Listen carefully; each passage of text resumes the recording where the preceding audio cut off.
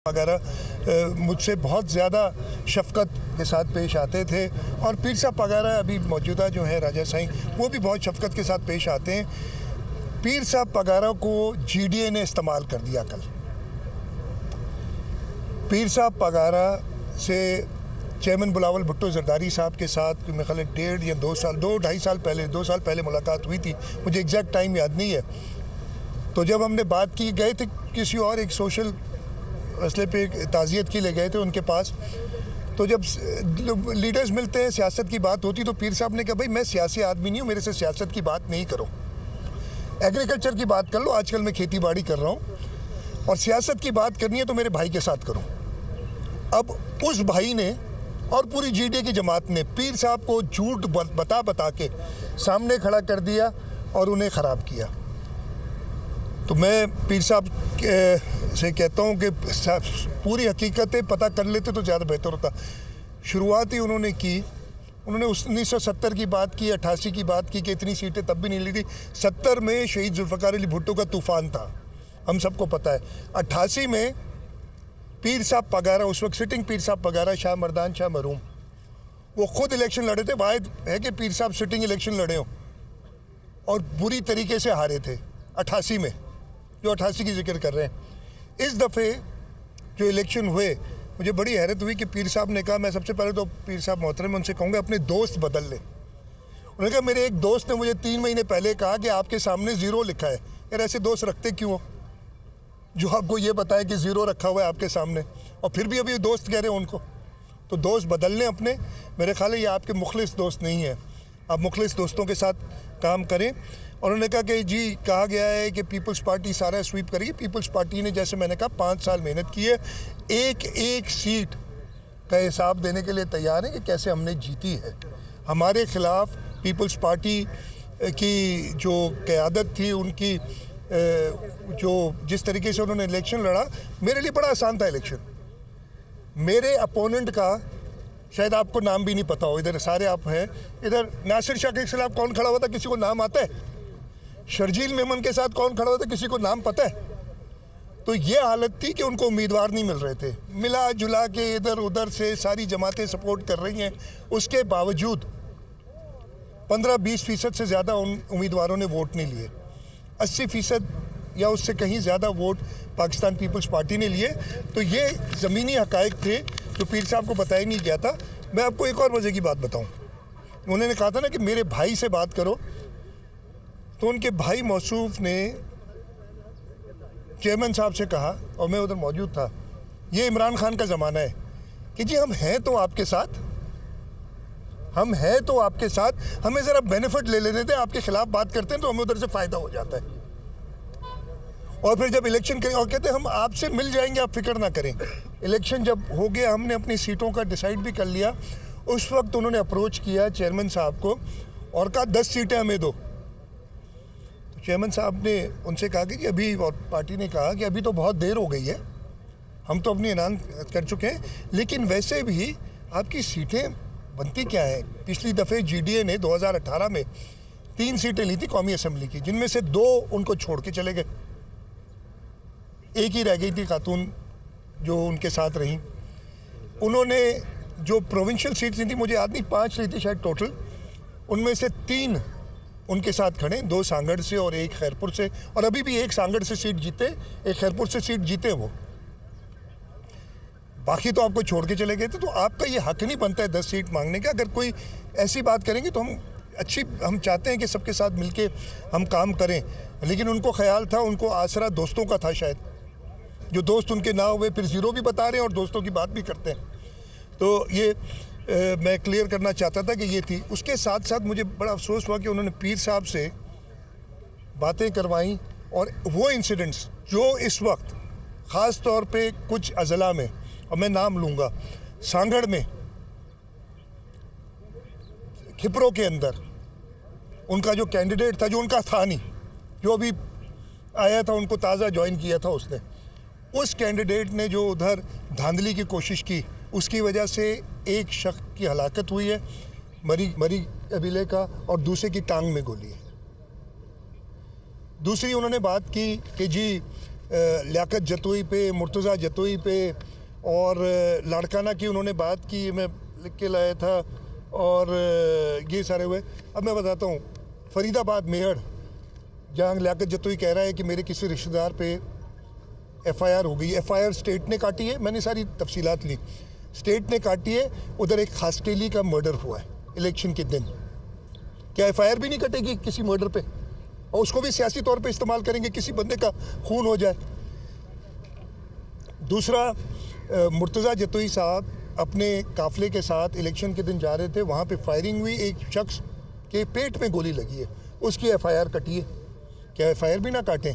मरवत की बात की कि मरवत साहब चिड़िया भी नहीं मारते और उनके ऊपर केस कर दिया है। मरवत साहब और उनके लोगों ने इलेक्शन की रात हमारे कैंडिडेट्स को हरासा किया, हमारे कैंडिडेट सईद गनी के भाई को उन्होंने अबडक्ट किया, और जब वो उधर से उन्हीं के लोगों ने फिर कुछ करके निकाला तो पीछे उनके फायर किए उनके ऊपर, वो FIR कटी है उनके ऊपर। अब क्या मतलब है आपका कि आप बदमाशी भी करेंगे, धांधली करने की कोशिश भी करेंगे और आप कहेंगे कि जी आप स्टेट कोई काम ना करे? ये हमने नहीं काटी। इस वक्त इंटरिम गवर्नमेंट है, इंटरिम चीफ मिनिस्टर है, इंटरिम होम मिनिस्टर है, जो एक रिटायर्ड ब्रिगेडियर हैं, उनके कहने पे ये हुआ होगा ना सारी FIR। अभी तो हमें नहीं काटी। लाड़काना बहुत के अनफॉर्चुनेट वाक़या।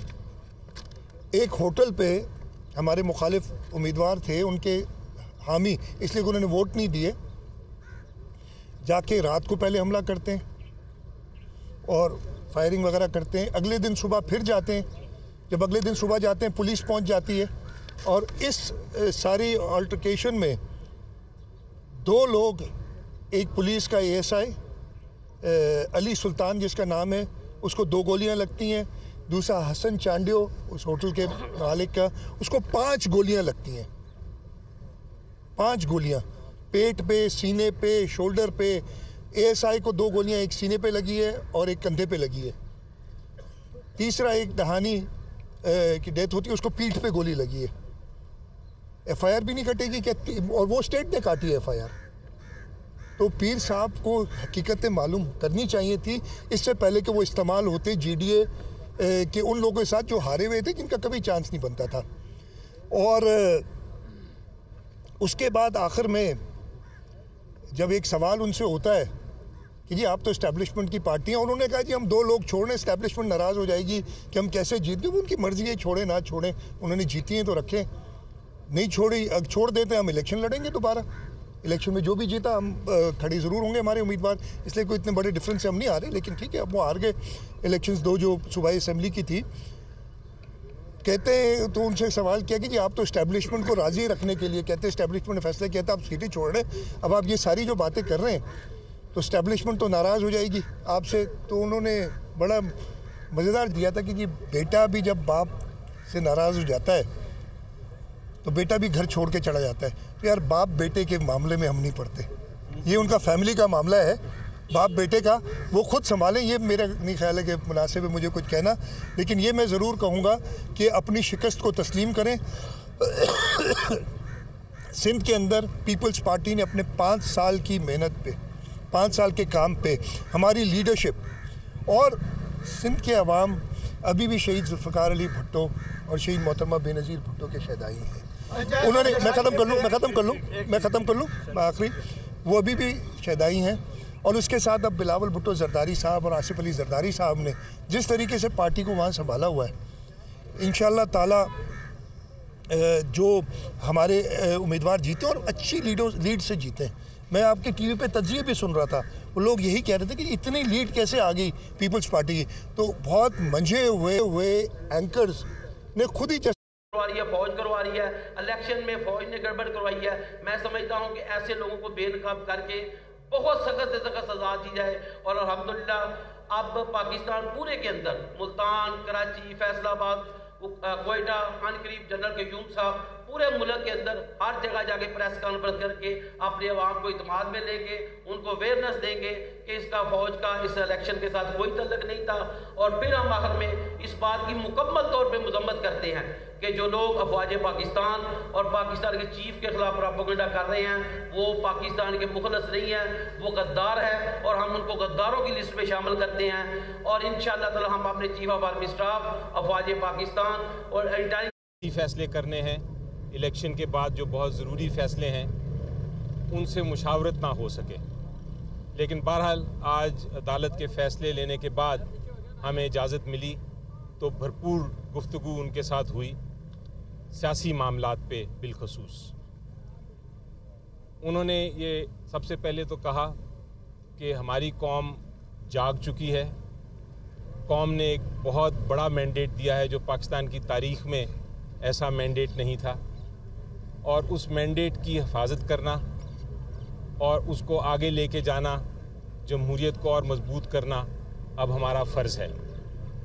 उसके लिए उन्होंने हदायत की है कि जो दो बड़ी जमातें PMLN और पीपल्स पार्टी है और MQM है, उनके अलावा आप बाकी सारी जो जमातें हैं पाकिस्तान की जो जमहूरियत में यकीन रखती हैं उनके साथ आप मुज़ाकरात करें और जहाँ जहाँ हुकूमत बनानी है हमने जिस जिस सेंटर पे हो, प्रोविंस में हो, उसके ऊपर काम शुरू कर दें। उसके साथ चूँकि बहुत अहम मामलात हैं जिसके अंदर ये फ़ैसले करने हैं कि चीफ मिनिस्टर कौन होंगे, प्राइम मिनिस्टर कौन होंगे, स्पीकर कौन होंगे, उसके लिए उन्होंने कहा है, इमरान खान साहब ने कुछ नाम तजवीज़ भी किए हैं और मज़ीद ये कहा है कि इस चीज़ के लिए अदालत से रजू करें ताकि जो इंफॉर्मेशन पहुंचानी है इमरान खान साहब तक ताकि वो अपने फ़ैसले कर सकें एविडेंस के साथ, सबूत के साथ, डॉक्यूमेंट्स के साथ इन मामलात पे वो उन तक पहुंचाए जा सके। तो ये एक दूसरा बहुत अहम जो फ़ैसला था उन्होंने किया। इसके अलावा फ़िलहाल के लिए जो किन जमातों के साथ मुशावरत करनी है अलायंस की वो भी उन्होंने हमें बता दी हैं और आपको जल्द वो सामने आ जाएंगी कि क्या आगे होने जा रहा है सेंटर पे भी और प्रोविंसेस पे भी। इसके अलावा मेरे कॉलीग्स बताएंगे आपको मज़ीद अगर कोई मामलात हैं।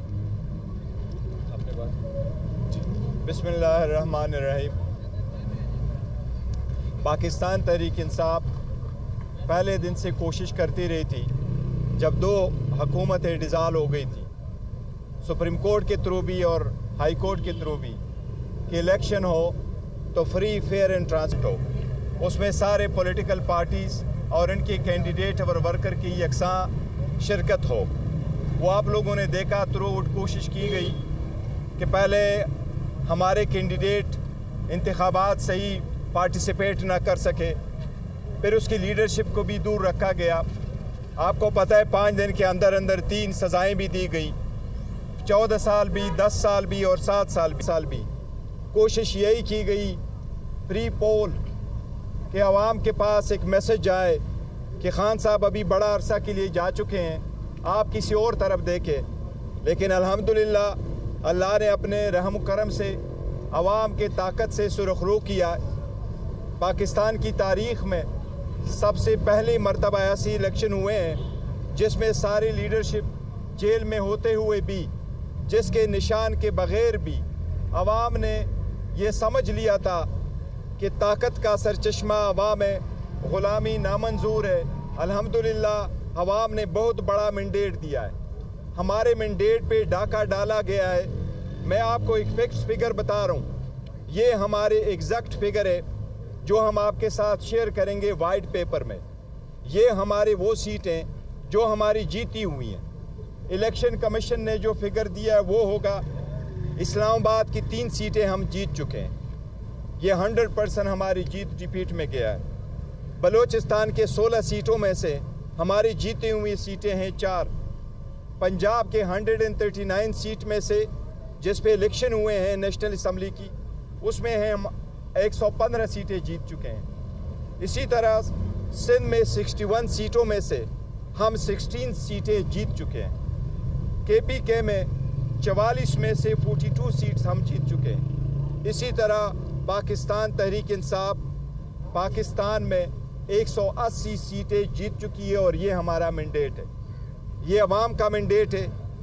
हम आपके साथ वाइट पेपर में उसके फॉर्म 45 शेयर करेंगे कि यही हमारा मैंडेट है, अवाम के इस वोट का एहतराम किया जाए।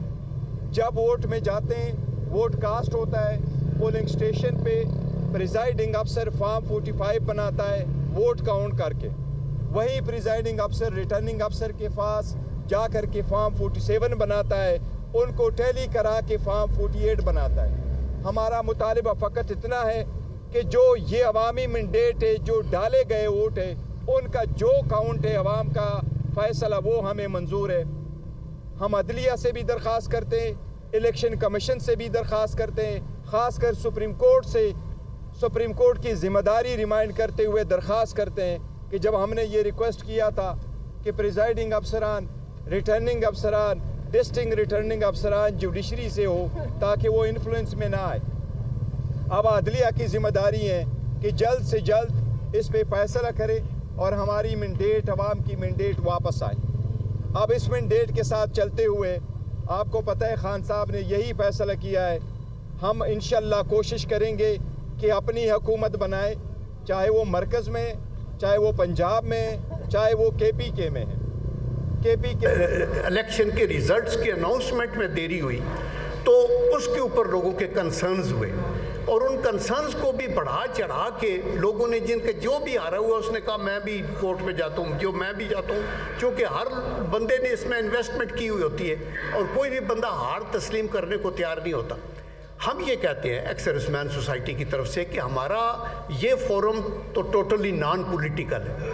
हम किसी जमात को फेवर या किसी जमात को नीचे करने के लिए, जैसे हमारे भाई इससे पहले करते रहे हैं कि एक जमात को चोर डाकू कहा, दूसरी को बढ़ाया, और जब इस्टेब्लिशमेंट ने कहा कि न्यूट्रल रहें तो फिर इस्टेब्लिशमेंट के पीछे पड़ गए और उनको बुरा भला कहा। मेरे ख्याल में ये हमारे शान के शाया नहीं है। हमारा ये एक बेलोस अदारा है जो आगे चलता है। तो हम ये कहना चाहते हैं, लेकिन हम हमदर्द हैं पाकिस्तान के। हम ये चाहते हैं कि कौमी सलामती के ऊपर ठेस ना आए और उसके ऊपर दैट इज़ वाई हम कहते हैं कि जब हमारे अदारे पे हरफ आता है, हमारी आर्म फोर्सेस, उसकी क़यादत, हमारी जो लॉ इन्फोर्सिंग एजेंसी हैं, हमारी जो इंटेलिजेंस का सेटअप है, चूँकि उसके पीछे दुनिया पड़ी हुई है तो हम उसके फैसिलिटेटर ना बने। ये बदकिस्मती से जो भी कल भी एक ट्वीट किया गया कि जी वो फलाना ज़िम्मेदार है, ये मैं आपको वसूख से कहता हूँ बखुदा कि ये बाहर से थ्रेड है। एक हवा पूरे दुनिया के अंदर फैलाओ और उसके अंदर भी वही लोग मुतहर्रिक हैं जो हर स्टेप के ऊपर एक्चुअली पाकिस्तान के अंदर फेड हुए। अभी इलेक्शंस हुए हैं, वोट्स हुए हैं। आप ये देखें कि ये जो PDM की पार्टियां बड़ी थीं, मसलन मुस्लिम लीग नून थी, PPP थी, या MQM वगैरह थे, या फजलुर रहमान, इनकी तकरीबन 2018 के इलेक्शन में 113 सीटें थी और अभी 2024 के इलेक्शन में 152 से ज़्यादा सीटें हैं। इनके वोट आप काउंट कर लें, पहले वोट कम थे, अभी इनके वोट ज़्यादा हैं। वो जो कि आपके पोलिंग बूथ से रिकॉर्डेड वोट हैं वो ज़्यादा हैं। तो इसमें किसी एक जमात के पास अक्सरियत नहीं, जो हमारी बदनसीबी है। मैं ये समझता हूँ कि पाकिस्तान में जो जमात आ गया है उसकी 2/3 मेजॉरिटी होनी चाहिए, उसका टोटल कंट्रोल हो और वो जमात जो है वो अपने मैनिफेस्टो को इम्प्लीमेंट करे, और लेकिन फिर उसके अंदर भी रौनियत ना आ जाए, वो बाकियों को साथ मिला के चले। ये मुश्किल मसाइल हैं। हम अपनी डुगडुगी बजा के 1.5 इंच की मस्जिद नहीं बना सकते। दैट इज़ वाई हमारे कुछ लीडर्स ने प्रेस कॉन्फ्रेंस की और कहा कि सब मिल के चलें। तो मेरे ख्याल में आपको मिल के चलना चाहिए। देखिए, आप ये सोचें कि कई जमातों के बड़े नामी गिरामी एस्टेब्लिश लीडर जो है वो शिकस्त खाई है और उनमें से कुछ ने दूसरे अपोनेंट को मुबारक भी दी और कहा कि हम अपनी शिकस्त तस्लीम करते हैं।